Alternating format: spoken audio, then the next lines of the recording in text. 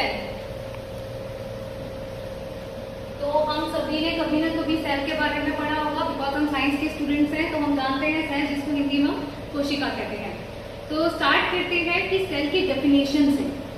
तो हम सभी सेल की डेफिनेशन पढ़ते हुए आते हैं और जनरली हम यही डेफिनेशन लिखते हैं, आपको हर टेक्स्ट बुक में यही डेफिनेशन मिलेगी। Cell is the structural and functional unit of living beings. यानी कोशिका जो होती है वो सजीवों की संरचनात्मक एवं क्रियात्मक इकाई होती है। हम सब यही डेफिनेशन आज तक पढ़ते हुए आए हैं। आज इस डेफिनेशन का हम कंप्लीटली मतलब समझेंगे कि क्या होता है। तो स्टार्ट वर्ड टू वर्ड लेंगे। तो स्टार्ट करते हैं, बड़ा वर्ड है हमारा स्ट्रक्चर, जिसको हिंदी में हम कहते हैं संरचनात्मक। अब इससे सेल का क्या मतलब है, और यह हमारा सेकंड वर्ड है यूनिट, इकाई। इसका क्या मतलब है, तो हम एक एग्जाम्पल से समझते हैं। सपोज करिए हमको एक घर बनाना है, तो घर बनाने के लिए हमको क्या करना पड़ेगा, हमको पहले दीवारें बनानी पड़ेगी, और दीवारें बनाने के लिए हमको क्या चाहिए होगा, हमको ब्रिक्स यानी ईंटें चाहिए होंगी, और ईंट को जब हम एक एक ईंट को जोड़ेंगे तब जाकर हमारी क्या कंप्लीट होगी, दीवार।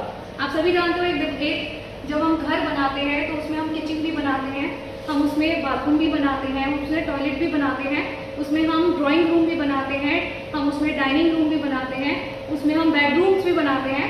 क्या आप सपोज करें हमने एक घर बनाया जिसमें किचन है ही नहीं, क्या कभी ऐसा कोई घर मिल सकता है, नहीं ना। तो इसी तरह अगर हम बात करें सेल की, अब मैं इतना क्यों बता रही हूँ आपको, तो यहाँ पर हम देखते हैं। तो स्टार्ट करते हैं, जैसे सेल होती है एक जैसा फंक्शन करने वाली सेल मिलकर आगे क्या बनाती है, टिश्यूज यानी ऊतक बनाती है। ऊतक आगे जाकर क्या बनाते हैं, हमारा ऑर्गन्स बनाते हैं, और डिफरेंट टाइप के ऑर्गन मिलकर क्या बनाएंगे, ऑर्गन सिस्टम।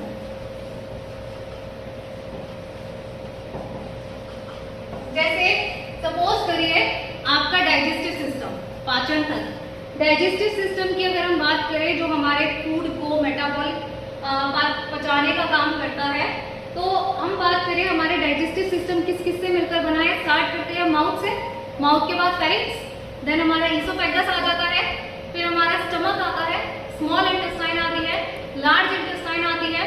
तो ये सारे ऑर्गन्स मिलकर हमारा क्या बना रहे हैं, कंप्लीट सिस्टम बना रहे हैं। और ये ऑर्गन्स किससे मिलकर बने होंगे, टिश्यूज से मिलकर बने होंगे। और टिश्यू किससे मिलकर बने होंगे, सेल से।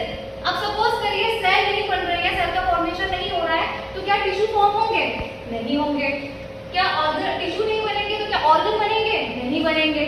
जब ऑर्गन से नहीं फॉर्मेशन होगा तो क्या सिस्टम बनेगा, नहीं बनेगा।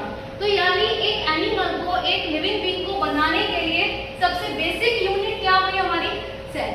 तो अब आई क्लियर होगा कि हम इसको लिविंग बीइंग की स्ट्रक्चरल यूनिट यानी संरचनात्मक इकाई क्यों कहते हैं, क्योंकि हमारी जो कंप्लीट बॉडी है वो किससे मिलकर बनती है, सेल से। स्टार्टिंग किससे होती है, सेल से, फिर आगे जाकर टिश्यू बनेंगे, ऑर्गन्स बनेंगे, और आगे जाकर सिस्टम्स बनेंगे। जैसे मैंने अभी आप क्या सोच रहे होंगे कि फिर ये घर वाला एग्जाम्पल क्यों दिया।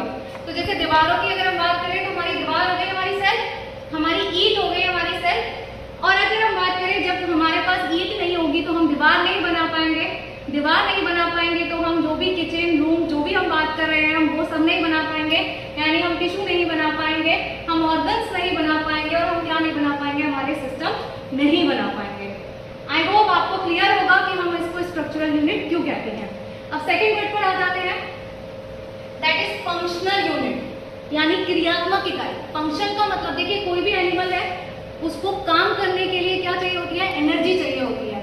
और एनर्जी का प्रोडक्शन कहाँ पे होता है, सेल के अंदर हमारा। और आपको एनर्जी किससे मिलती है, खाने से मिलती है, खाने के मेटाबॉलिक से हमको एनर्जी मिलती है। अभी आगे जाकर जब आप सेल का डिटेल में हम जब पढ़ेंगे तब हम देखेंगे कि सेल के अंदर डिफरेंट टाइप के साइकिल्स, चक्र कंप्लीट होते हैं, और उन साइकिल्स के एंड में या उन साइकिल के साथ ही साथ में किसका प्रोडक्शन होता है, एटीपी का प्रोडक्शन होता है। That is the energy currency of our body, जो कि हमारी बॉडी की हम कह सकते हैं कि ऊर्जा की फॉर्म होती है, एटीपी। तो यही यानी सारे काम करने के लिए क्या चाहिए, एनर्जी, और एनर्जी का प्रोडक्शन किसके अंदर हो रहा है, सेल के अंदर। आगे और हम बात करते हैं सेल के अंदर। अब आगे जब हम पढ़ेंगे आप देखोगे कि सेल के अंदर एक स्ट्रक्चर, एक ऑर्गेनेल प्रेजेंट होता है जिसको हम कहते हैं न्यूक्लियस। और न्यूक्लियस के अंदर हमारा क्या प्रेजेंट होता है, डीएनए। और डीएनए हमारा क्या होता है, जेनेटिक मटेरियल। तो यानी हमारी जो आनुवांशिक सूचना है, जो जेनेटिक इंफॉर्मेशन है, वो भी किसके अंदर सेल के अंदर, यानी हमारे सारे काम को कहाँ से शुरू हो रहे हैं, सेल से शुरू हो रहे हैं। इसीलिए इसको हम क्या कहते हैं, लिविंग बीइंग्स की कौन सी यूनिट कहते हैं, फंक्शनल यूनिट। आई थिंक अभी आपको ये डेफिनेशन क्लियर होगी। अभी तक हम सिर्फ रट लेते थे डेफिनेशन, अब आपको आई थिंक ये डेफिनेशन क्लियर होगी और अब आपको इसको रटने की जरूरत नहीं होगी। अब थोड़ा और आगे बढ़ते हैं। अब हम देखते हैं कि इसको डिस्कवर किसने किया था, कि सेल के बारे में बताया किसने था, उसका नाम पता होना चाहिए ना, जिसने इतना इंपॉर्टेंट डिस्कवरी की। तो who is the discoverer of cell, Robert Hooke. Robert Hooke नाम के साइंटिस्ट थे जिन्होंने सेल के बारे में बताया था। इन्होंने एक प्लांट, एक पादप की, हम कह सकते हैं प्लांट की कॉर्क जो होता है, जो छाल होती है, उसमें हम सेल के बारे में देखा था। तो जो डिस्कवरर हैं, जिन्होंने खोजकर्ता जो है, इनके कौन है, रॉबर्ट हुक। लेकिन अगर आपसे पूछा जाए कि लिविंग सेल को किसने देखा था सबसे पहले, तब आपका आंसर होगा A.B. Leeuwenhoek. A.B. Leeuwenhoek, Anton von Leeuwenhoek. अगर आपसे पूछा जाए कि डिस्कवरी किसने की, देन रॉबर्ट हुक। लेकिन आपसे पूछा जाए लिविंग सेल को किसने देखा था, तो A.B. यानी एंटोन वॉन ल्यूवेनहॉक ने देखा था, जिसको उन्होंने नाम दिया था एनिमलक्यूली। लेकिन इसको इसका डिस्कवरर कौन कहलाते हैं, हमारे रॉबर्ट हुक।